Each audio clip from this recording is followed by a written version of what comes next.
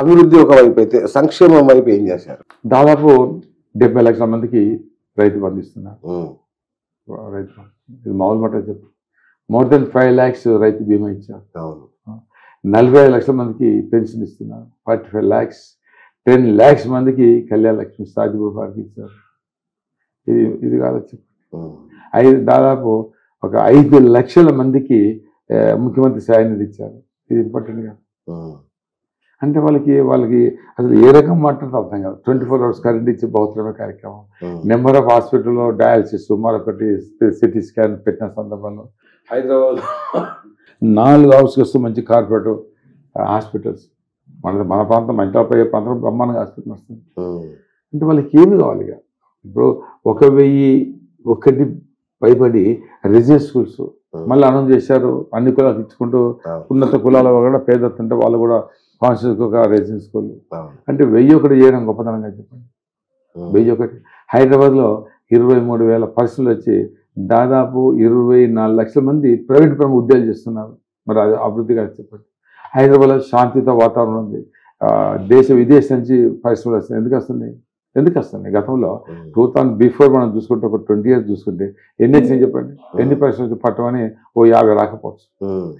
14కి మొదలు 20 years మనం back పోతే 10 ఏళ్ళ కాంగ్రెస్ 10 ఏళ్ళ టీడీపీ పాలనలో ఎన్ని వచ్చినాయి ఒకసారి లెక్కలు చేయాలి. ఎన్ని లక్షల మంది చేశారు? 20 లక్షల మంది ఉద్యోగాలు దొరకలేదు. 9 ఏళ్లలో 24 లక్షలు అంటే అది అభివృద్ధి కాదా? సంక్షేమానికి అది దోహదపడుతుందా పడలేదు చెప్పండి. అంటే ప్రతి దానిలో కూడా డెవలప్ చేశారు కదా. ప్రతి దానిలో డెవలప్ చేయండి అంటే ఏదని చెప్పండి. నెంబర్ ఆఫ్ స్కూల్స్, బస్సు దవాఖానలు, ప్రైమరీ సెంటర్స్, మరి ఇన్ని ఒకప్పుడు గోడౌన్స్, ప్రధానంగా మేడిగడ్డ ప్రాజెక్టు, సీతారామ ప్రాజెక్టు అనుకోండి, మహబూబ్ నగర్లో పెద్ద ప్రాజెక్టు. ఇవన్నీ ఈ అభివృద్ధి కదా చెప్పండి. 24 hours కరెంట్ సర్ప్లస్. చదివితే 1 గంట దానికే పోయేలాగా. వాస్తవంగా ఏంటంటే వాళ్ళు ఒప్పుకోకపోతే మనం ఏం చేయలేము. ఇప్పుడు ఏం చేయాలి అంటారు. సపోజ్ నా అనే వ్యక్తి సపోజ్ ఒక కాంగ్రెస్ నాయకుడు అంటాడు దివాకర్ ఏం చేయలేదు. 6 ఏళ్ళు ఒక అతను ఎమ్మెల్సీ ఉన్నాడు. మేము అప్పుడు ఎమ్మెల్యే ఉన్నాం. 2009లో మేము ఎమ్మెల్యే 2009లో మేము గెలలేకపోయాం. ఆయన 2013 దాకా ఉన్నాడు. అప్పుడు ముఖ్యమంత్రి కిరణ్ కుమార్ రెడ్డి దగ్గర ఉన్నాడు. ఆయన మరి ఆయన చేసి చెప్పండి చెప్తారు కదా. మమ్మల్ని అనే ముందు ఆయన ఏం చేసింది చెప్పాలి కదా. నేను ఎమ్మెల్యే ఉన్నప్పుడు ఎమ్మెల్యే ప్రాధాన్యత నువ్వు చేయాలంటే చెప్పుకుంటావు. మీ ఎమ్మెల్యే లేనప్పుడు నువ్వు 3.5 years ఉన్నా కదా ఐజ్ ఎమ్మెల్సీ ఒక ముఖ్యమంత్రి దగ్గర నువ్వు చేసిన పని చెప్పాడు. అయితే చెప్పకపోతే చంపేస్తా అని చెప్తున్నారంట మీరు ఆయన విషయం చెప్పాలంటే మానవత్వం లేని మనిషి. వాస్తవంగా మానవత్వం లేని మనిషి. ఓకే. ఎంతమందికి డబ్బులు ఇవ్వాలి చెప్పండి? ఎంతమంది బ్యాంకులకు ఎంత ఉన్నాయి అప్పులు? 2018లో 500 crores బ్యాంకులు అప్పు ఉన్నారు. 2018లో బాగా డబ్బులు నోడేనే. మరి డబ్బులుంటే బ్యాంకులు 500 కోట్లు ఎందుకు కడతలేదు అండి? అక్కడ 500 కోట్ల ప్రైవేట్ వ్యక్తులుగా 100 మందికి ఇవ్వాలి. అవక 200 కోట్లు 800 కోట్లు అప్పున్నాడు. అసలు దివాకర్ ఏంటి? దివాకర్ సంగతి దివాకర్ ఎవరికన్నా హాని చేస్తాడా? దివాకర్ ఎవరికైనా హాని చేస్తాడా? అంటే మాకే వాళ్ళని వచ్చి మా సోషల్ మీడియా వచ్చి ఇక్కడ ఉంటే వాళ్ళ ఇప్పుడు మేము ఏజెన్సీ పెట్టుకోవాలి. మాకు రోజు వాట్సాప్ పోవాలి. మేము మనసులో పెట్టుకోమా? దానికి సుపారీ గ్యాంగులు పిలిపించారా? ఆయన ఏమనాలి? నేను అబద్ధాల కోరు నెంబర్ 1. అబద్ధాల కోరు. ఆయన మాటలో నమ్ముతారా? ఆయన అటు అన్నాడు కాబట్టి ఆయన మైనస్లో వేయండి. ఆయన మైనస్లో వేయండి అంటున్నాం. ఒకవేళ అంతా అది ఉంటే 1.5 years 2 years 1.5 years బ్యాక్ ఏదో రాజకీయంగా మేము మాట్లాడుతూ ఒక మాట మేము మాట్లాడుతూ ఏదో ఇంటికి మీటింగ్ అని మా ఇంటి ముందు ధర్నా పెట్టించారు. ఆయన ఇంటికి మీటింగ్ అని వాళ్ళందరూ మా ఇంటి ముందు ధర్నా పెట్టించారు లేడీస్ తోటి.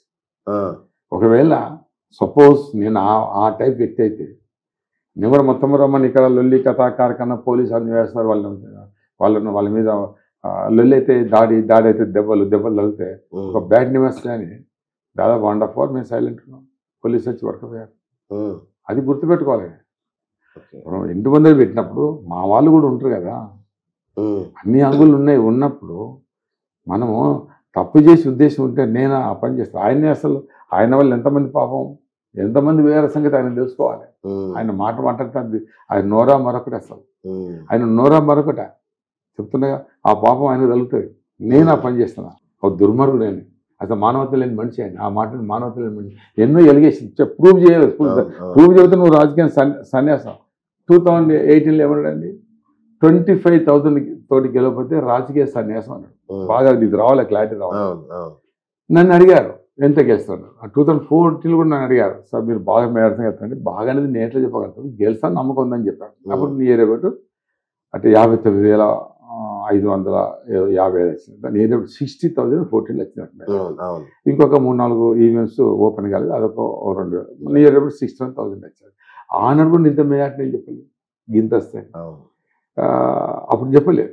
ఈయన 18లో 25,000 గెలవకపోతే నేను రాజకీయ సన్యాసం తీసుకుంటాను. నన్ను అడిగారు, నేను గెలుస్తా అని చెప్పాను. ఎంత అంటే ఎంత మన కూడా అడిగారు. నేను గింతను ఎట్లా చెప్పగలను, గెలుపంటే ఈవెన్ ఎన్ని ఓట్లనే గెలిపాను, 1,00,000 అయినా గెలిపే, 5 ఓట్లనే గెలిపాను, అంతే కదా.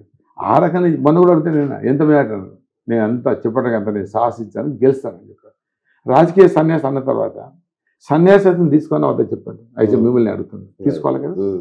ఒక సందర్భంలో నా సవాళ్ళకు జవాబు రాలేదు. అరే నీ దానికి నేట జవాబు చేస్తాను, నువ్వు గెలుతాను 20 గెలుతాను, నేను రెస్పాండ్ అవుతాను, నాకు అవసరమా? నీ ఇంట్లో నువ్వు చెప్పేసుకున్నావు, నా ఇంట్లో నేను గెలుతాను చెప్పిన, నేను అనలేదు కదా. ఈ అసలు వ్యక్తి ఏదైనా మాట్లాడతారు. ఇంకోటి చెప్తే అసలు మీరు ఆశ్చర్యపోతారు. ఎందుకంటే ఆ రంగా అన్నాడు కదా. సో అది అసలు నేను చెప్తున్నా కదా, 50 ఏళ్ళ రాజకీయంలో ఈవెన్ ఏ ఒక్కరన్నా మమ్మల్ని ఒక మాట మాట్లాడింది, ఒక మాట అన్ఫార్మేట్ వర్డ్ యూజ్ చేసిందని ఇలా ఆయన దగ్గర ఉన్న మనిషి కూడా బయటగా చెప్పాలి, ఇలా బీజేపీ కూడా బయటగా చెప్పాలి, ఇలా సిపిఐ కూడా బయటగా చెప్పాలి. ఏ వ్యక్తి అయినా దివాకర్ మమ్మల్ని ఒకనాడు పలానా వ్యక్తుల అధికారం, దాదాపు నాకు ఎప్పటి నుంచో రాజకీయం, అంతకుముందు 89 గవర్నమెంట్ మాదే, తర్వాత 90 మిగతా ఎన్నోసార్లు మేము అప్పుడు ఎమ్మెల్యే కాకుండా నేను గవర్నమెంట్ ఉన్నాను, అంటే నేను యాక్టివ్ పాలిటిక్స్. ఇన్ని సందర్భాలలో ఒక్క వ్యక్తిని అన్నట్టుగా, ఒక్క వ్యక్తిని తిట్టినట్టుగా, ఈవెన్ సింగిల్ పర్సన్, అది కాంగ్రెస్ బీజేపీ నేను అడుగుతున్నా చెప్పు, అసలు వ్యక్తిని పట్టుకొని నువ్వేదో ఓట్ల మైనస్ కాబట్టి నేను మైనస్ అయిపోయినావు, నువ్వు ఓట్ల కోసం చెప్తే మైనస్ అయిపోయినావు, మేము పనిచేస్తాను. ఓ ప్రవీణ్ అనే యూత్ ఏదో మెంబర్స్ విషయంలో ఆయనకు సంబంధం లేకుండా చేస్తే ఫోన్ చేసి నీ తల తీసేస్తా అన్నాడు. ప్రేమ్ సాగర్ నీ తల తీసేస్తా, నీ తల ఓదికు మొన్న ఓదికుంటా అన్నారు.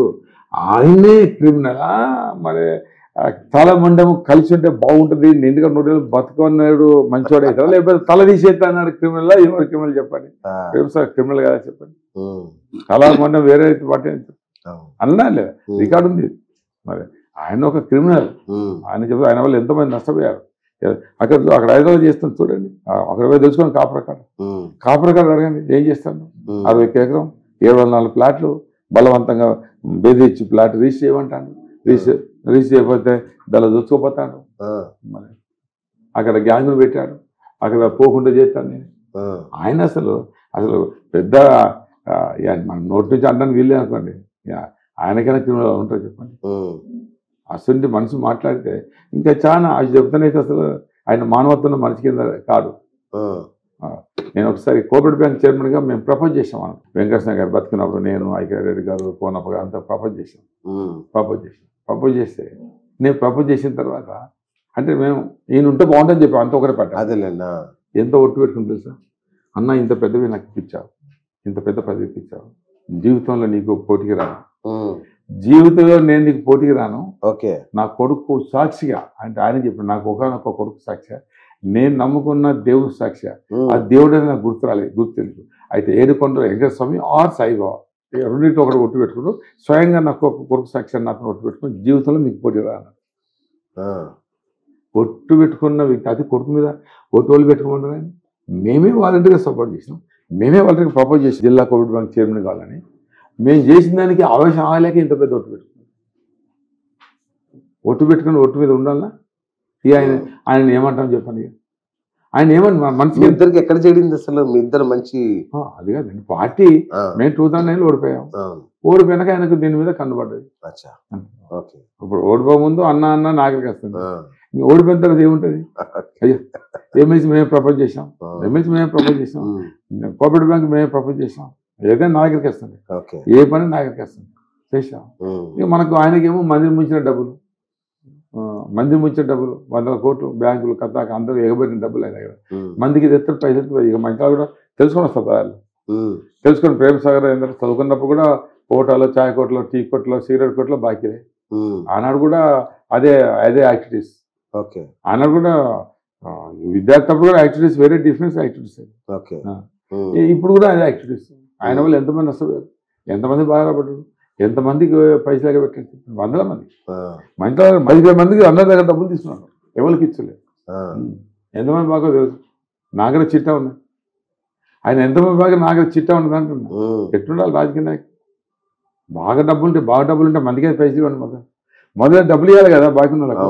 నేను చెప్పాను, సవాల్ ఇస్తున్నాను, నువ్వు ఎవరు బాకున్నా ఇస్తాను ఒక మాట మాట్లాడని చెప్పాను. నేను చెప్పాను, నేను ఎవరు బాకున్నా నేను ఇస్తాను చెప్పాను. నువ్వు అనవంటే ఆ ధైర్యం లేదు. మరి ఓటు సంగతి చెప్పంటే దానికి బదులు లేదు.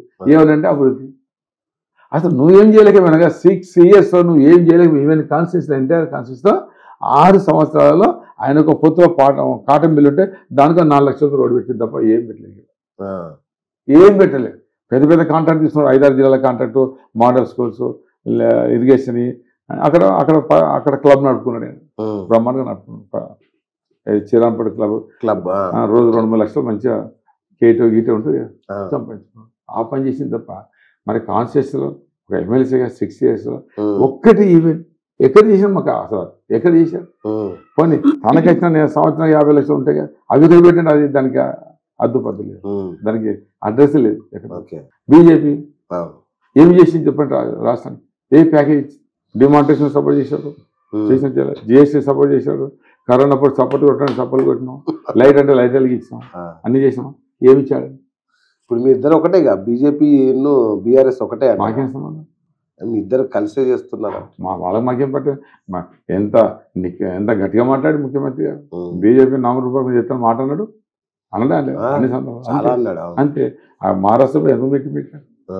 ఎందుకు మీటింగ్ పెట్టారు? బీజేపీ కాంగ్రెస్ అనుకూలంగా పెట్టిరా, వ్యతిరేకంగా పెట్టారుగా మహారాష్ట్రలో. లోపల ఒకటి అది ఊహాగానం ఇవాళ అనుకుంటే మనం ఏం చేయగలుగుతాం? అట్లా అనుకుంటే ఆయన ఇండివిజువల్ ఆలోచన మనం ఏం చేయలేం కదా. మాకేం సంబంధం లేదు. మేము అవుట్గా అగెనెస్ట్ బీజేపీ, అగెనెస్ట్ కాంగ్రెస్. మేము ప్రజల పక్షాన్ని ఉన్నాం. ముఖ్యమంత్రి ప్రజల పక్షాన ప్రజలకే నెంబర్ స్కీమ్స్ పెట్టారు. సౌభాగ్య లక్ష్మి హిస్టారికల్ 5 lakhs 93,000 కుటుంబం కేసీఆర్ భరోసా, సన్న బియ్యం, చెప్పండి 8,000 పంట, ఒక్కో పంటకు 8,000 రైతు బంధు, ఇవి కాదు చెప్పండి.